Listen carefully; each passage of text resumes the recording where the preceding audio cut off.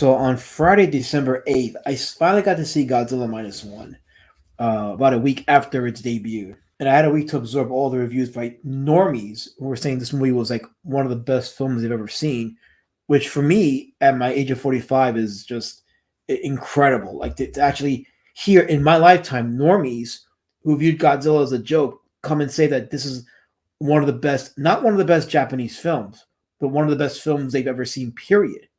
Comparisons to Oppenheimer and even Dunkirk, as well as the original Godzilla 1954, um, just made me go, "Wow, this is this is something that it doesn't boggle my mind. It's just mind blowing that we are now at a time when a Japanese Toho produced Godzilla film is now causing a buzz in the Western hemisphere, and it's now putting Hollywood.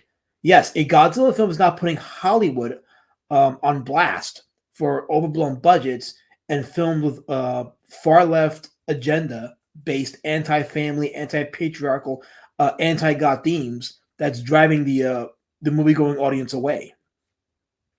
Yes, a Godzilla film is doing that. It's finally putting a spotlight on the mediocre and hateful productions of Hollywood.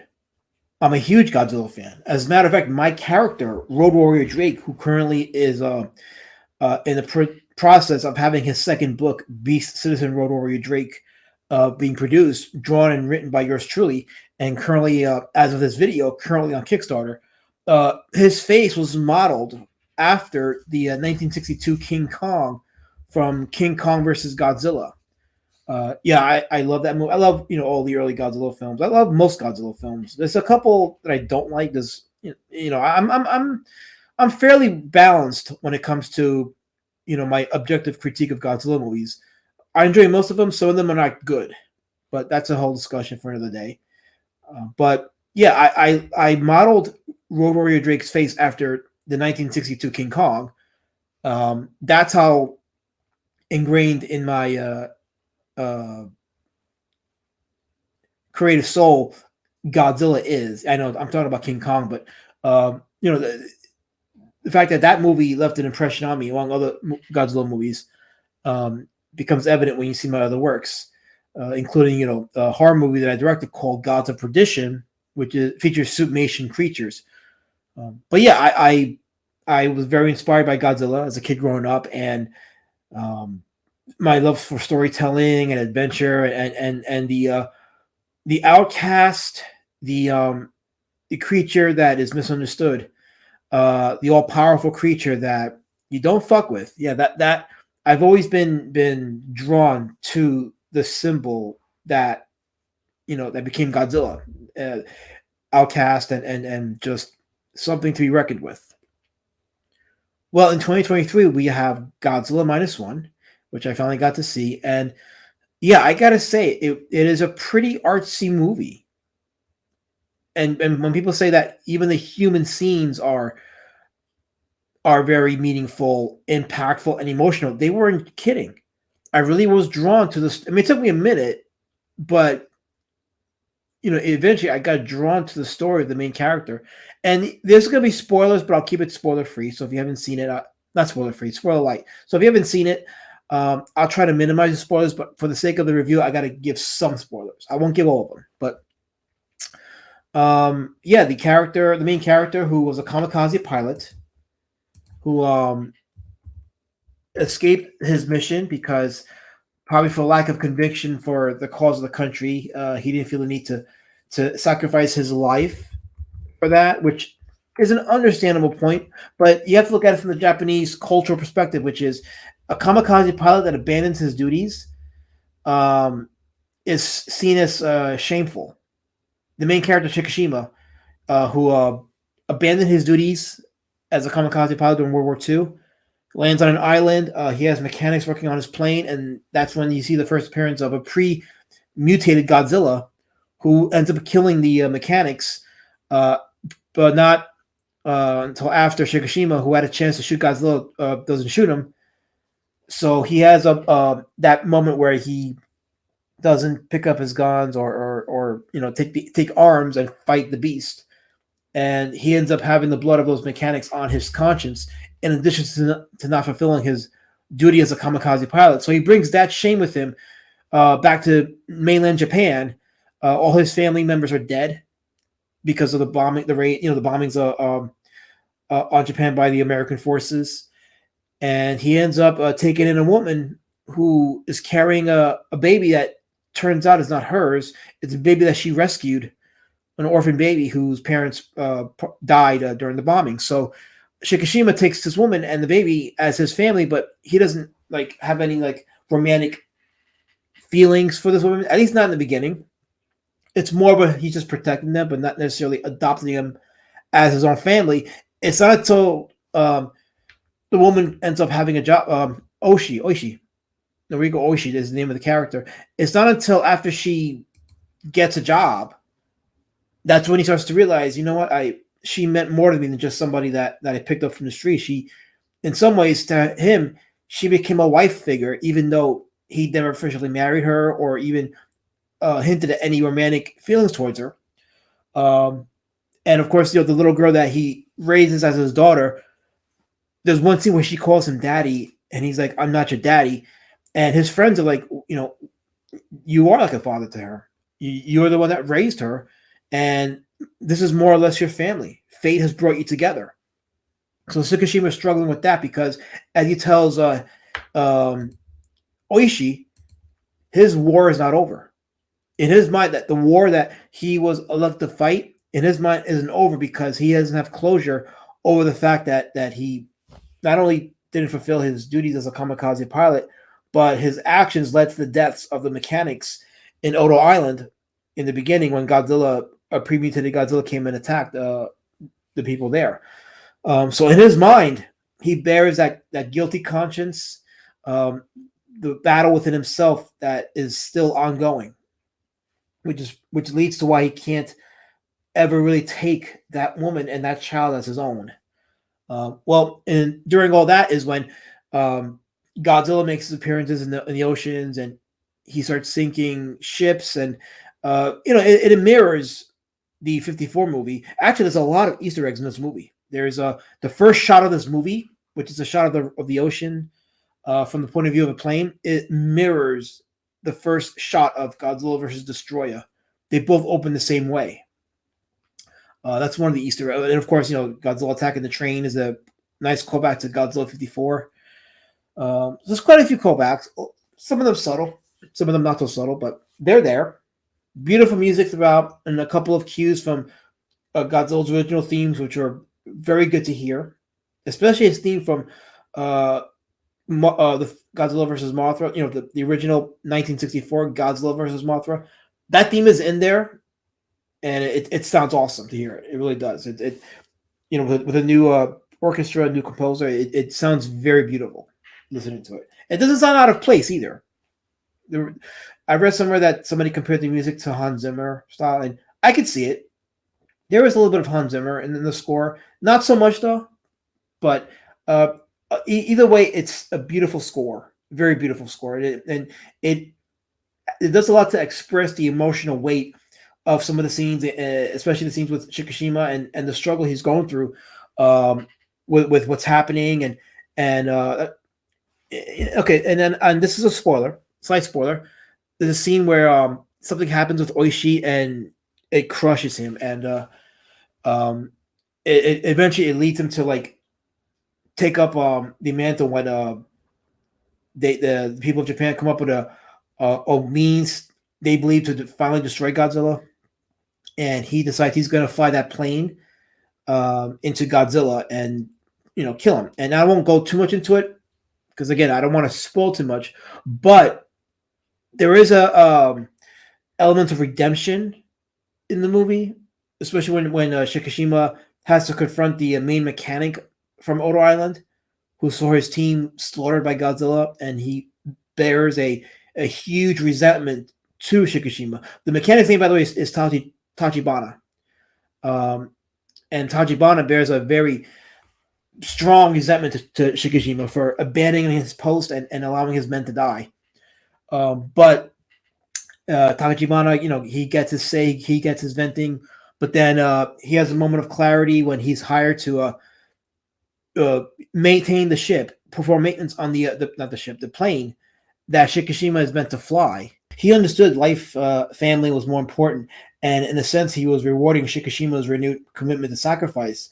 But he was also showing them there was something greater than national or cultural pride, both of which are rooted in pro-war mantras. The mechanics that died under Tachibana's watch, they didn't get to go home to their families, and Tachibana saw them murdered, and you know those families now broken. The movie was also a redemption arc for Tachibana because in addition to seeing Shikishima renew his commitment to die for his country, he knew that at the very least, if Shikishima can go home to his family, if he can survive in bravery and defeat his enemy and get to live and go home to his family, that completes a victory. It also drives home the point that the core of the family is what's going to save Japan, instilling the need to increase family to multiply. Japan is having a difficult time with their population.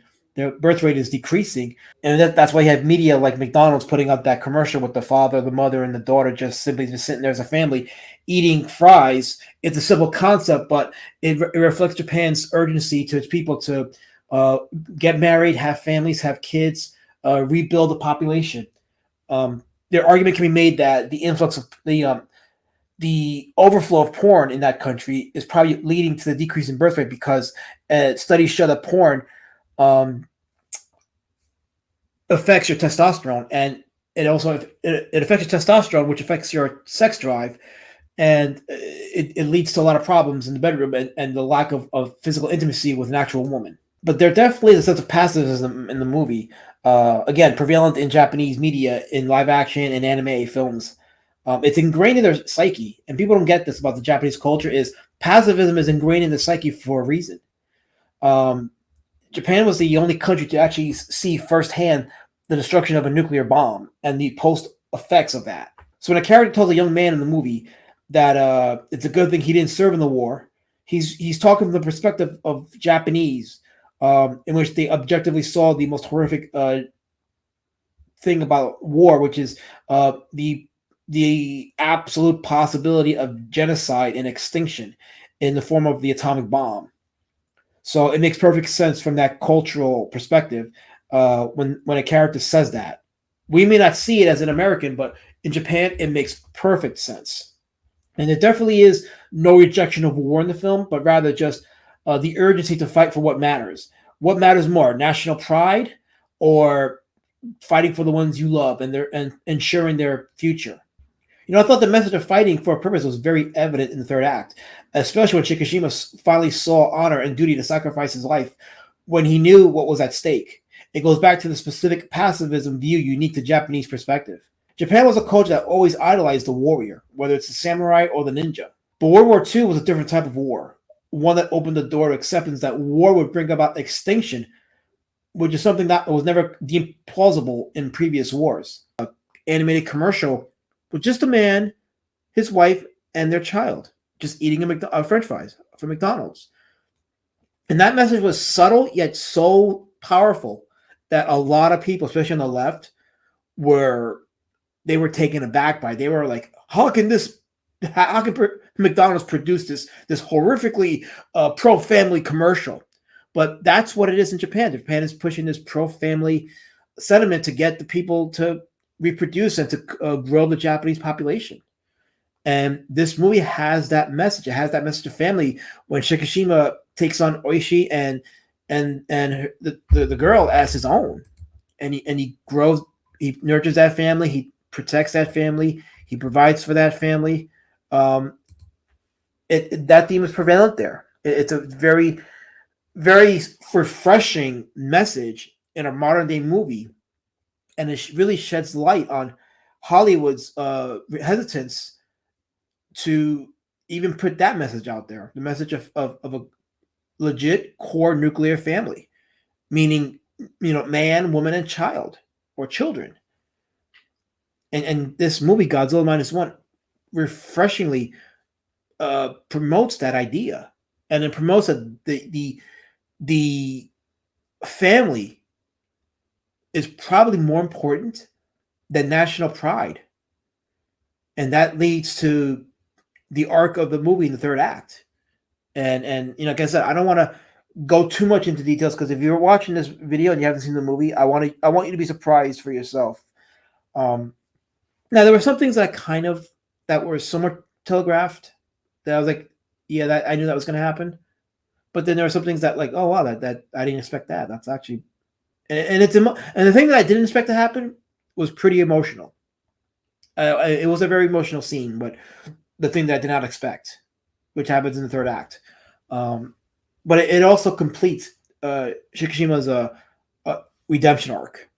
So it's like life hands you a second chance. If you stay in the path of integrity, and if you give it an opportunity to redeem your mistakes, life has a way of rewarding you and presenting you a second chance. It's a wonderful, wonderful takeaway from the human scenes of this movie, and it just really adds further depth to the background historical context with which Godzilla is placed. And let's talk about Godzilla himself now. Let's talk about the special effects. Good night. The visual effects were outstanding in this movie. CGI in Japan has come a long way. The CGI for this creature, for this Godzilla, very, very much rivals Legendary's Godzilla. At Legendary's best, it's very good. But at Legendary's worst, which we've seen quite a bit of, especially in Godzilla King of Monsters, the CGI minus one is better. And it was rumored that this film cost $15 million to make. Well, the director of the movie, he said that it was actually for less. Takashi Yamazaki, he said that it was actually less than $15 million to make, which is mind-blowing that a movie with not maybe 2% of Hollywood's budget made a film that was so much better than most of anything that came out in 2023 in Hollywood. Mind-blowing, but refreshing, because Godzilla looks amazing in this movie. The detail in the CGI is outstanding. The movement is fluid, and there's a couple shots here that are kind of like, yeah, you could kind of see the limitations of the CGI, but you don't really harp on it because everything else about the creature when he's on screen and what he does is amazing, and it lends to the bleakness and the dire circumstance that the Japanese find themselves in when Godzilla is attacking and destroying whole city blocks, and that the fire beam is. So here's another spoiler. Shusuke Kaneko, the director of GMK, Godzilla Mothra Ghidorah, All Giant Monsters All Attack, in that movie, Godzilla's fire beam, when released and hits on impact, the explosion resembles the H-bomb, the mushroom cloud of the H-bomb.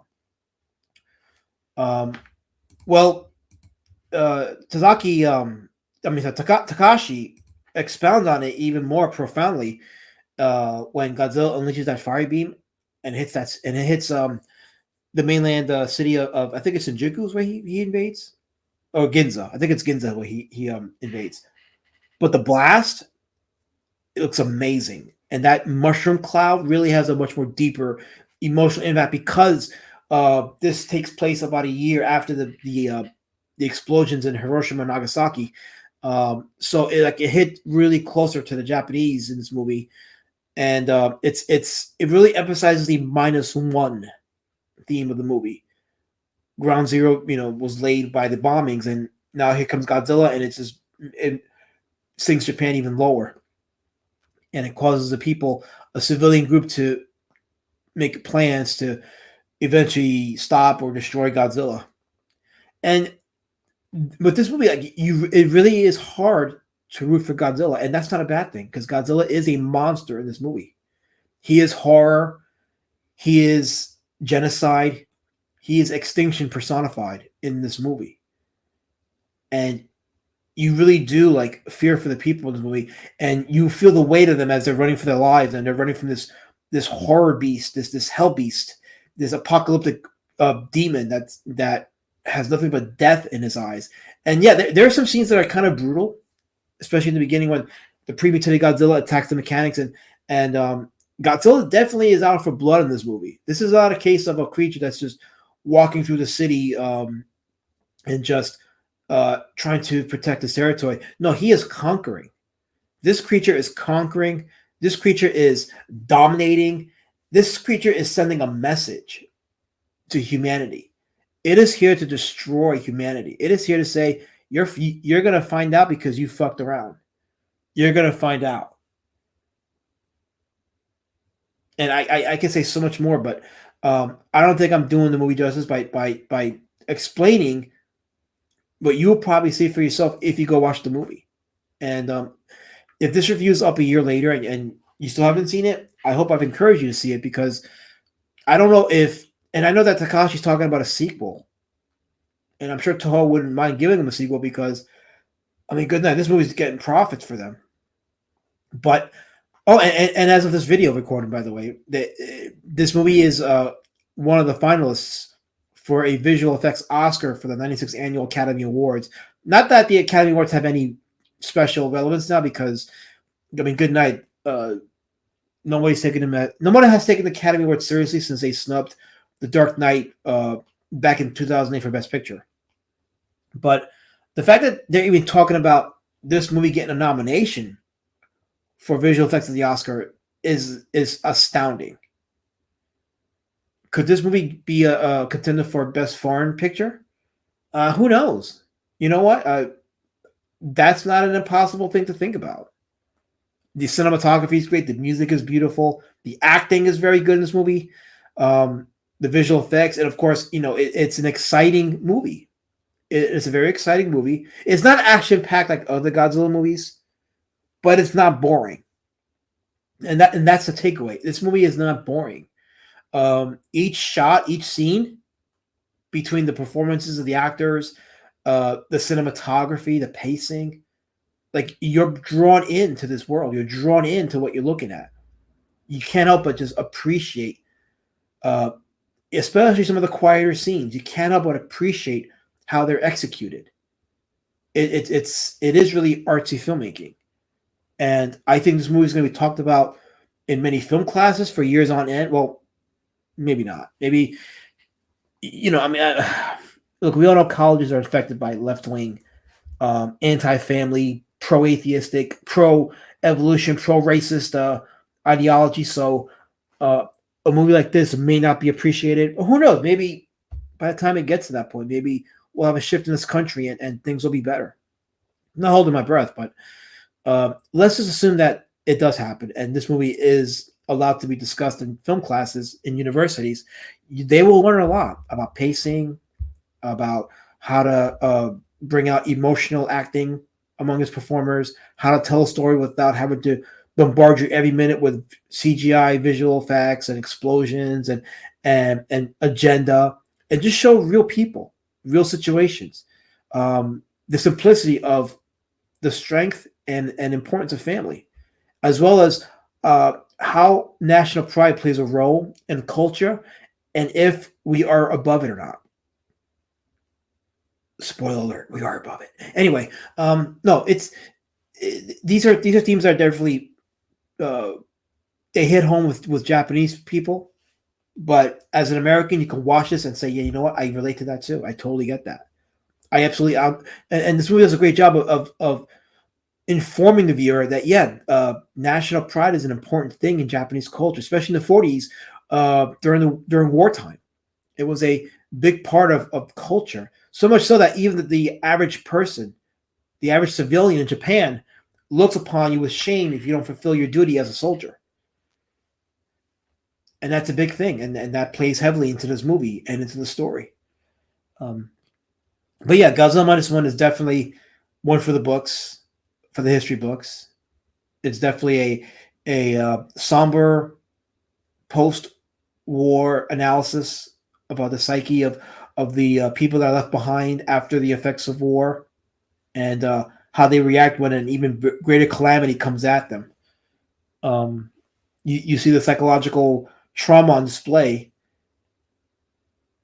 but you also see the strength of people throughout that trauma and throughout that emotional distress, clinging on to the most important things in life, which is family. And the family is not what you're born into. It's the family you create. The people that you bring into your life, into your circle, that is your family. And yes, I know, and the movie makes it clear it's man, woman, and child. That's the family structure, the family dynamic, the family core. And yeah, that's important to Japanese culture, and it's important to a lot of people's cultures. Is family, the nuclear family, the household, and I think that is the most important thing you could have, and that to me was the biggest takeaway of the movie. And I think that's part of the reasons why the American media hasn't been hyping this movie as much, is because that one message alone completely subverts Hollywood's message.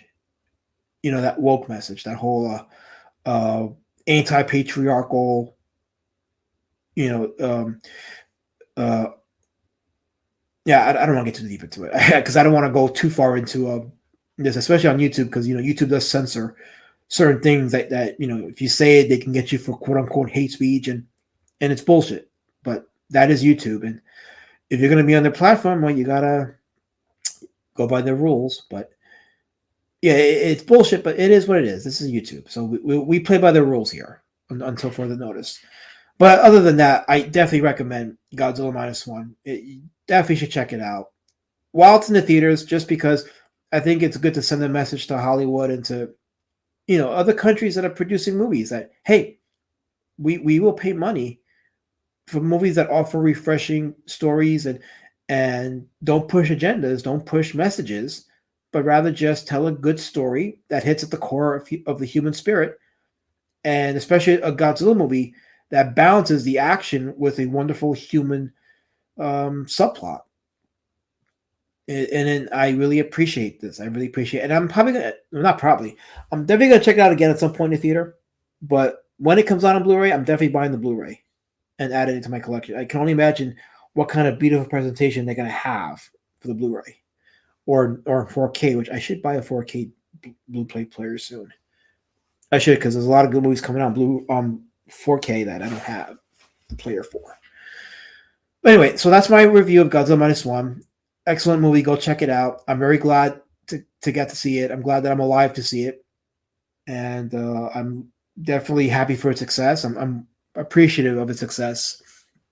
And yeah, I think there will be a new culture of filmmakers coming out from the ashes of multi-budgeted direct that will start producing modestly budgeted movies that have bigger impact on the American culture and the American psyche, like we once did, like we used to back in the days, where there was movies like King Kong, the original Star Wars, Jaws, Gone with the Wind.